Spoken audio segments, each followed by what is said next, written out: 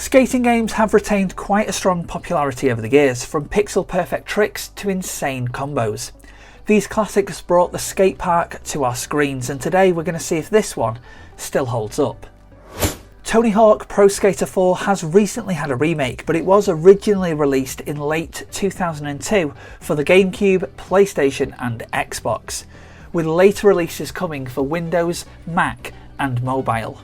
Pro Skater 4 moved away from elements seen in previous titles. In the previous games, the career mode was completed through set time challenges, while in Pro Skate 4 there's a little bit of a free roam element, where you speak to people spread around the map who give you objectives to complete. This style was later seen in Tony Hawk Underground, American Wasteland and a few other titles. All combos from the previous games were included, but added was the ability to spine transfer to prevent bailing, and also skitching, get a ride by holding onto a moving vehicle, and in the case of the zoo level, an elephant. Pro Skater 4 is also one where you don't have to buy tricks. Instead, a basic set is allocated to you based on the choices that you make when creating a character. Outside of the career mode, there are several ways that you can play, either with players on the same console or online depending on the system. Modes include Trick Attack, where the highest amount of points in a set time limit wins, Combo Mambo, which is the same as Trick Attack, except it's the highest amount of points in a single combo instead of the highest amount of points overall. Graffiti, which tags a surface your colour when a trick is completed, and if your opponent does a higher scoring trick, they can steal the gap, ramp or rail for themselves. The one with the most tags in this game mode wins. King of the Hill is a capture the flag style mode. Slap, where the goal of the game is to crash into each other with the faster skater knocking down the other. But if you don't want to play any of these game modes, there is a free skate where you're free to do whatever you want and skate around your map of choice. What you're seeing on screen is the Gamecube version of Pro Skater 4.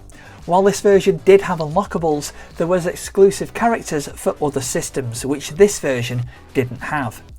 These included a little person, which was exclusive to the PlayStation, Mindy, Fry Cook, Roger and Momo. They were exclusive to the Game Boy Advance.